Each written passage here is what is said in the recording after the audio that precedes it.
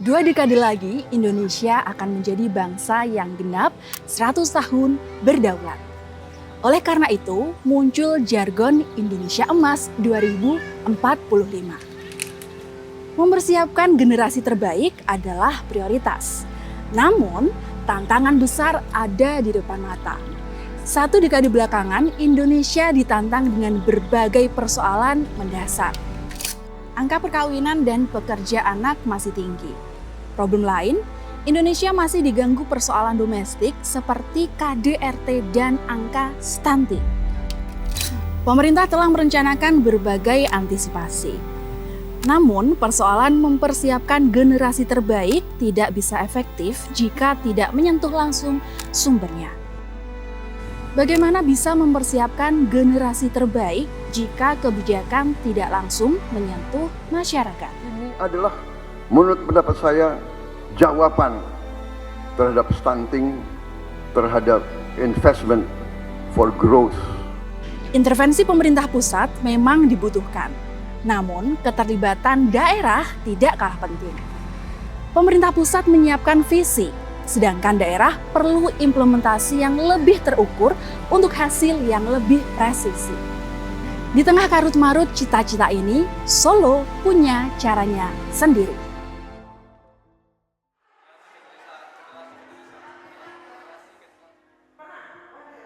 Mempersiapkan generasi terbaru itu harus menjadi prioritas bersama.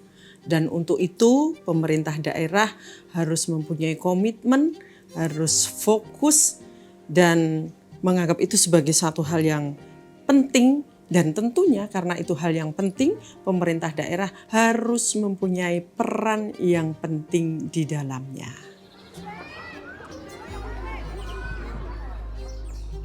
Baru-baru ini pemerintah mencanangkan program makan bergizi gratis. Nah, kalau di Solo sendiri penanganan stuntingnya itu seperti apa, Bu?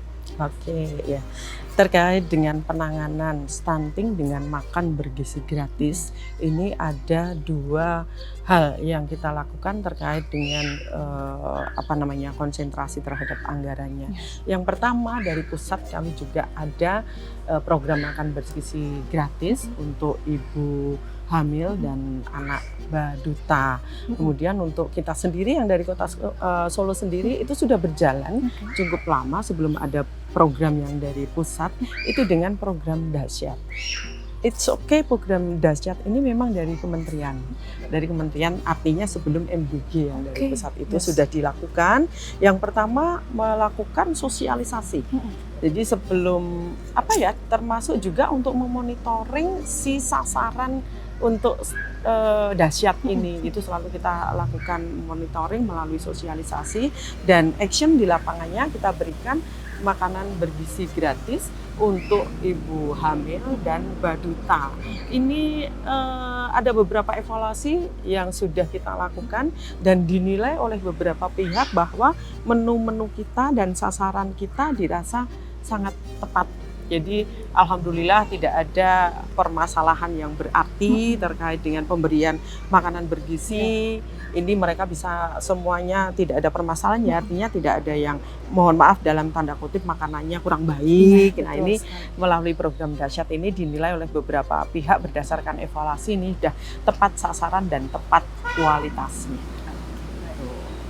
Baik, Bu, persoalan yang tidak kalah penting yaitu berkaitan dengan anak putus sekolah dan juga pekerja anak. Nah, kalau di Solo sendiri kondisinya seperti apa? Ya. Kalau kami melihat dari fenomena yang ada, ini ada 2 pekerjaan ya, yang formal dan non formal.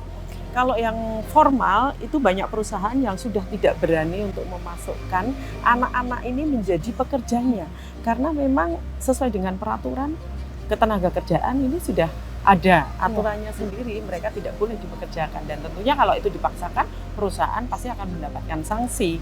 Ya. Yang sekarang yang harus menjadi perhatian adalah non formal, itu yang ada di luar. Ada beberapa hal yang kita lakukan. Ini kita mendorong untuk anak-anak ini bisa sekolah kembali melalui dinas pendidikan, ayo sekolah lagi itu.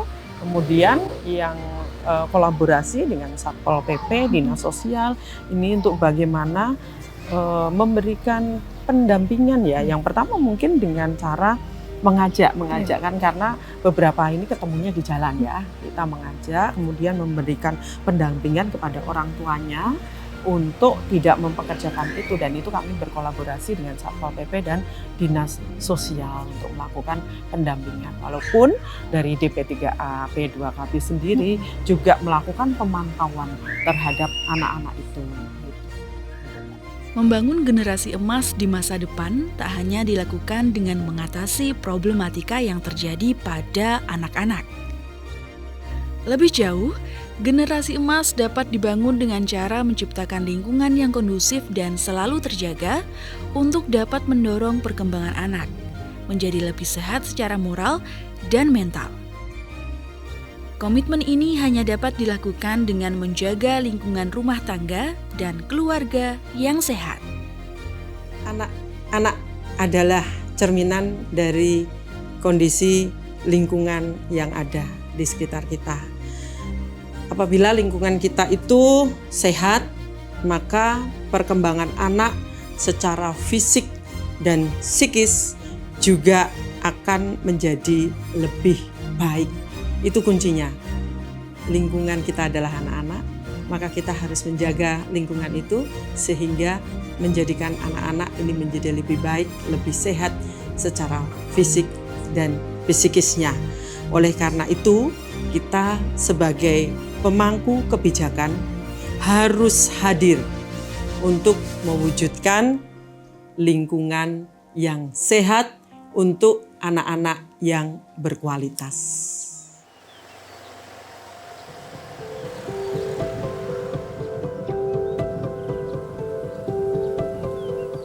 Ibu, itu tadi kita sudah membahas berkaitan dengan program-program yang langsung menyentuh kepada anak-anak. Apakah ada program-program yang dikhususkan untuk ibu-ibu? Menjadi kewajiban. Nah, ketika bicara tentang anak-anak, kita sudah programkan salah satunya yang mempunyai peran penting terhadap keluarga dan tadi yang tentunya nanti yang ramah anak ya. Salah satunya yang mempunyai peran penting adalah ibu-ibunya. Karena kenapa kita bicara ibu? It's okay kita punya program yang nanti bicara tentang bapak, tapi tidak seberapa besar dibanding dengan tanggung jawab seorang ibu yang sebagian besar ini di rumah dan mendampingi putra-putrinya secara langsung. Salah satu yang kita kembangkan karena dari berbagai permasalahan, salah satunya adalah sisi ekonomi.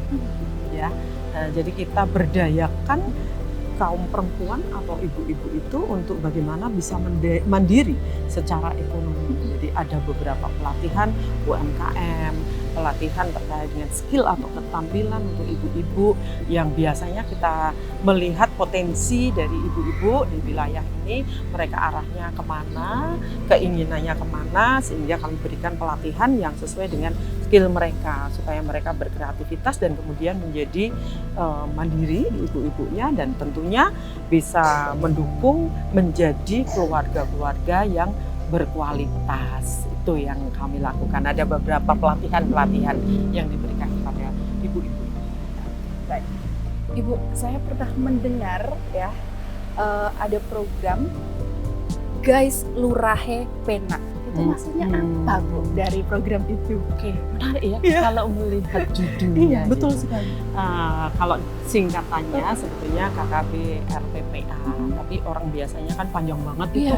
Susah sekali mengingatnya, makanya disingkatnya jadi Guys Lurahe Pena. Lebih kepada bagaimana mengoptimalkan dari wilayah atau kelurahan dalam hal ini karena mereka yang lebih dekat dengan masyarakat, memberdayakan kelurahan untuk terkait dengan tadi menjadikan keluarga yang berkualitas, yang peduli terhadap perempuan dan perlindungan terhadap anak ini biar lebih dekat sehingga kalau dari sisi termasuk terkait dengan sisi manajemen kelurahan untuk bagaimana mengelola sehingga keluarga-keluarga yang ada di wilayah ini menjadi berkualitas tentunya untuk kita pengen sekali menuju ke Indonesia yang maju, Indonesia yang sejahtera dimulai dari wilayah untuk bagaimana mereka berperan langsung kepada keluarga-keluarga yang ada di wilayahnya masing-masing tentunya. Itu.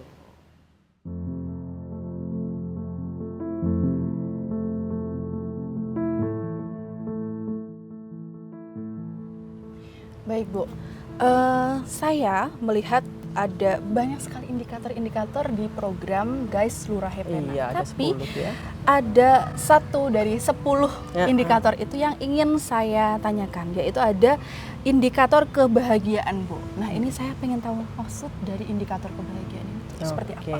Mungkin bisa kita kelompokkan menjadi 3 ya. Yang pertama ada kepuasan, kemudian perasaan, dan manfaat. Ya, kalau bicara terhadap kepuasan itu lebih kepada nilai-nilai yang bersifat ya kepuasan. Ada mungkin dari sisi pendidikan, kemudian pekerjaan, kemudian kesehatan, yang ini mempunyai nilai mungkin sangat berpengaruh terhadap beberapa kelompok masyarakat yang dikatakan mungkin nilai kebahagiaannya ini tinggi. Karena berdasarkan dari tadi nilai kepuasannya antara kesehatannya, pendidikannya, kemudian penghasilannya ini tinggi. Nah itu sehingga bisa dinilai nilai kebahagiaannya, tingkat kebahagiaannya ini tinggi. Kemudian nilai dari manfaat itu tadi berdasarkan dari masa lalu, bagaimana masa lalunya, kemudian emosionalnya, pengalaman suka dukanya. Kan kadang-kadang Mbak Dia tahu kan ya, itu kadang-kadang orang itu merasa kenapa sih dia seperti kayak tidak pernah senang, tidak pernah happy. Itu bisa jadi dari pengalaman masa lalunya atau emosionalnya gitu. Dan kemudian kepada kebahagiaan terkait dengan tujuan hidupnya. Itu lebih kepada hubungan masing-masing pribadi dengan orang lain, untuk bagaimana bersosialisasi, bagaimana dia bisa mendapatkan kelompok tertentu atau apapun intinya yang terkait dengan di luar. Nah itu juga mempunyai nilai tinggi terkait dengan kebahagiaan. Jadi kalau dia misalnya sudah menemukan nih yang sefrekuensi, nah itu bisa nilainya tinggi, dia merasa sudah bahagia gitu.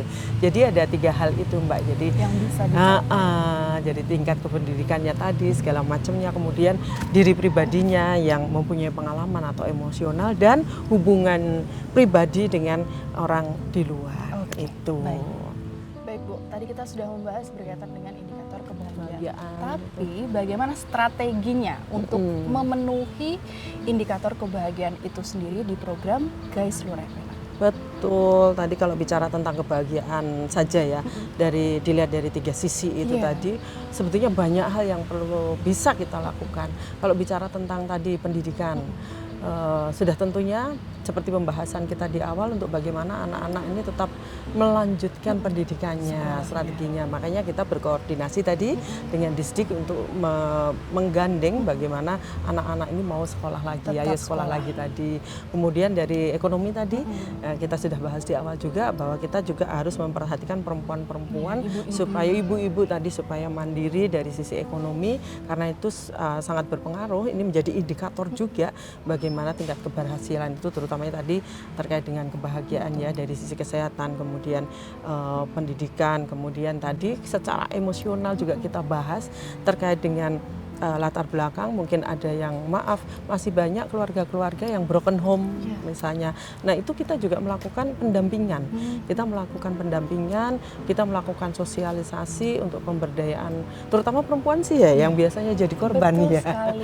Ya walaupun banyak sebetulnya dari broken home itu laki-laki juga ada, tapi lebih rentan kondisinya itu pada perempuan, sehingga kita juga melakukan sosialisasi pendekatan untuk pemberdayaan perempuan itu tadi. Kemudian terkait dengan tujuan terhadap sosial, artinya kepada masyarakat, kita membangun keluarga itu berkualitas gitu ya. Jadi kayak tadi Lurah Hepena tadi, Nah, guys, lurai pena itu tadi, itu bagaimana kita membentuk keluarga ini menjadi keluarga yang berkualitas, sehingga secara tadi indikator untuk bahagianya tadi itu bisa tercapai. Salah satu yang kita bahas bahagia ya, karena bahagia itu kalau dinilai itu sebagai indikator sebetulnya sudah masuk di semuanya. Ada kesehatannya terjamin, ekonominya, kemudian pendidikannya, kemudian sosial kepada masyarakatnya, ini sebetulnya sudah termasuk, tercantum di dalam indikator-indikator itu. Jadi upaya-upaya kami tentunya yang paling penting adalah melakukan pemberdayaan pada beberapa kelas tadi. Ada yang anak-anak, kemudian ada yang kaum perempuan, kemudian jangan salah ada juga